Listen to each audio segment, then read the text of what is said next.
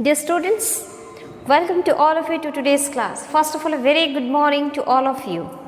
But before starting the class, as usual, let's do Brahmanad.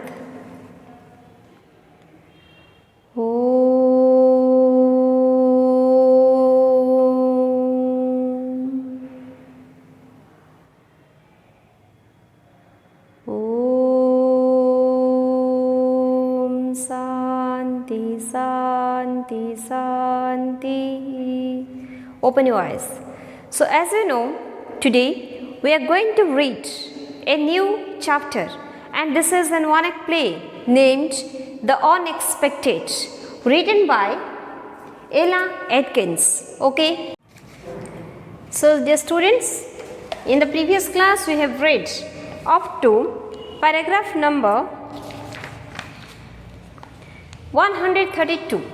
Today we are going to start from 133 number paragraph and we will complete it. So in the previous class I had told you that when all these people are present in the house, Mrs. Parker, Alice, Tom, Joe Badger and the convict, the warder came and he did arrest the convict and take him away with the sports car. Now there is a twist in the situation. So these two persons, they have left the place. Now who are present there? These people are present there, and Joe was having the desire to go behind the warder, but he denied because he will face the problem to pass the place. At the same time, he doesn't know the password. But Joe told him the password. That is, I know because my uncle is in police department and he has given me the password. Now let's see what is the twist in this story. Here what is mentioned, Joe. Well, I told you I would catch one of them convicts, didn't I? You thought I had not the brains to be a detective, said I was too much of a gas bag. Well, I have shown you all tonight what I can do. Then Joe was feeling very proud, and he is thinking that because of him only this convict is being arrested, because he told everything to the warder. And he is also accusing Tom and Alice that they were thinking that Joe is a gas bag, means a person, slow-witted person. And right now he has proved himself and what he can do to others. Alice, oh, get out of here if you want to get out alive. Tom, he is not going yet. I am going to thrust the rotten snake for this. Then in the meantime, Tom and Alice are very angry on Joe, because look, these two boys, even when they were going to help Mrs. Parker in some illegal ways, still think once these two boys are unknown to Mrs. Parker. They are only frequenting, visiting Mrs. Parker for some time. But these two boys are having too much love and affection and highly admired Mrs. Parker. Okay, and now these two boys are speaking, you just get out from here, otherwise I will kill you or I will punish you for something. Then Joe left the place. Mrs. Parker lowering handkerchief from her face. Mrs. Parker just lowered the handkerchief, it was tight. Or else we might be holding like this. Tom, please don't fight again tonight. It's no use now. And she continued to cry. Then Mrs. Parker is speaking, Tom, don't fight. It has no use. Alice standing awkwardly, and Alice was standing like this. He was unable to understand what to do, how to console Mrs. Parker. Tom crossing right court, there's nothing too bad for their snake Joe after this. Then Tom is speaking, he's a snake, he's a bad fellow and he should be punished. There is nothing good in him. Mrs. Parker, listen, there goes the car. Then Mrs. Parker is speaking, listen, the car is going. Alice, I could have howled like a kid when they took your boy away. Then Alice is speaking, I was wishing to cry like a baby when they did take your boy away. Mrs. Parker, suddenly she just rubbed her eyes. Hush. Listen boys, I have something to tell you. Who is speaking? Mrs. Parker is speaking. They have not taken my boy away. What is he speaking? The warder came. And the warder also took the convict. The convict was her son. But right now, Mrs. Parker is speaking that they have not taken my son. Alice, but why? What do you mean? Alice is speaking, how? What do you mean? Mrs. Parker, just this. Now perfectly all of the three are silent. The convict you saw just now was not Roger. Then Mrs. Parker is speaking, the convict who entered into the house in Unit 1 was not the son of Mrs. Parker. It was assumed by Alice and Tom that this convict is the son of Mrs. Parker. Tom, not Roger? You mean he was not your son? Mrs. Parker, I have never seen him before in my life. Alice, but he called you mother? Then Tom is speaking, huh? He's not your son. Alice is speaking, but he called you mother? Mrs. Parker, I know. After you told him that you were willing to help my son escape, he called me mother in the hope that I should not tell the truth. And I thought of Roger, and I just had not the heart to turn against the poor fellow.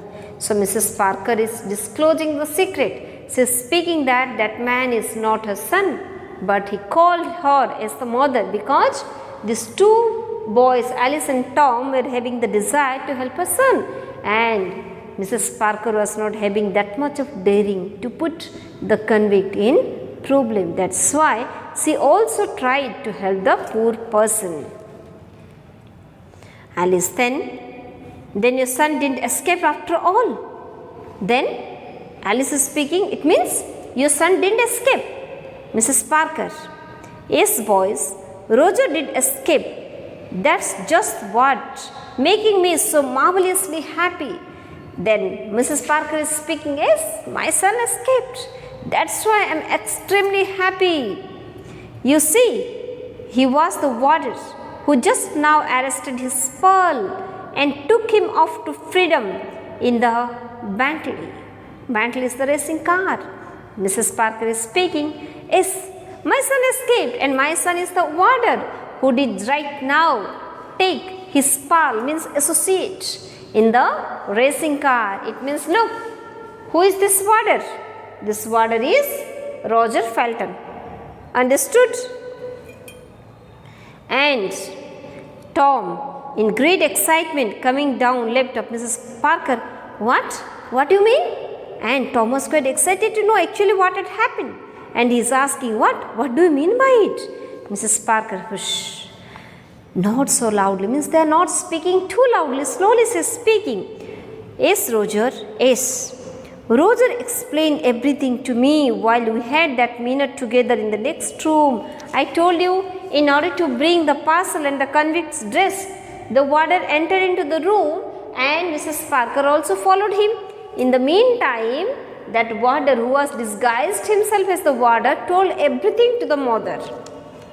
He was hiding behind a boulder when a warder who had separated from the others came quite close to him, and he spoke that he was hiding behind something, and when he noticed that a warder is also coming close to him, he just by springing on the man and using a little wrestling trick he had learned in his school days, Roger managed to overcome the warder, and then he effected a change of clothes, and Roger was able to manage the warder.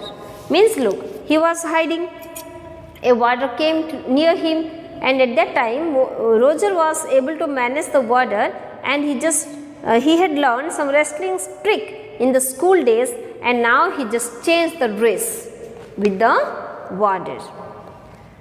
And then he effected a change of clothes. He immediately made for this cottage, but he very soon realized the situation where Master Joe was concerned, and he also came to the cottage, but Joe was also there, so he realized what is the situation.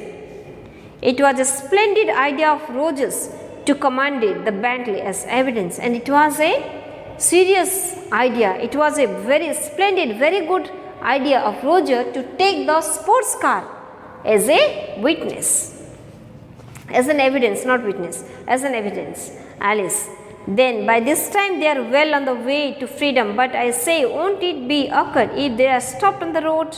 Then Alice is speaking, very good, it means they are free, they are on the road, but what will happen if they will be stopped? Mrs. Parker, why? That's just the cream of the joke. Then Mrs. Parker is speaking, that's the cream. Joe never blabs any of his uncle's secret. Joe never speak out any of the uncle's secret, but he told Roger the one thing he needed to know. But Joe spoke only one thing which was essential for Roger to escape, and what's that? He told him the password that will get him safely to freedom. And Joe told this boy, this stupid boy, told the password to the warder who was disguised himself as a warder, but in reality he was Roger Felton. And this boy told the password to Roger, and right now no one is there to stop them. Now all I have to do is join him, and we are going to Australia to start all over again. And now what I have to do? I have to join him, and we are going to Australia so that we can start our new life. Alice, Mrs. Parker, you are a brick. I can't tell you how glad I am about this. And Alice is speaking, Mrs. Parker, you are a brick, means you are very strong. You can't imagine how happy I am for you. Mrs. Parker, and I can't tell you how grateful I am to you boys. Then Mrs. Parker is finally speaking, and you are happy, but I can't explain how much grateful I am towards both of you. Tom, why? I say you are crying, aren't you? There's nothing to cry about now. Then Tom is speaking, why? Are you crying? Why are you crying? There is nothing to cry right now. Mrs. Parker just rubbing her eyes, wiping her tears. I know, but I'm just crying for happiness. And she's speaking, yes, I know, but I'm just crying out of happiness. Tom, well, I'm bold, but this, as my dad says, where women are concerned, the unexpected always happen. Again Tom is speaking that I'm happy, but my father always speaks that wherever women are concerned, the unexpected things will take place. Okay, understood? This is the story. Let me clear it a little bit for you. Look, the warder who came, actually he was Roger Felton. He came in the disguise of a warder so that no one will have doubt. He will not in the doubt of people. But when he came here, he noticed Joe Badger was also there. So instantly he understood the situation and he just told it. Means he twisted the situation. It took a U-turn, and he also took the racing car as the evidence that yes, Mrs. Parker was having the racing car, and in the meantime the password was not known to Roger. So by using his trick, he just asked the same thing to Joe. In a tricky way he asked, you don't know the password, but I can't tell it to you, I can't speak it, this is the regulation. And Joe speak, I know, it's this one, it's recent. Okay, and now Roger get to know about the password also. Now he is not having any problem to cross the road, to cross the offices. Okay, and now they are going to Australia to start a new life. So in this way, in this chapter, a mother helped a lot to her son in order to escape from the jail. But according to the mother, her son is an innocent one. That's why she used to help him a lot. Okay, with this, your chapter The Unexpected over. Thank you. Have a nice time.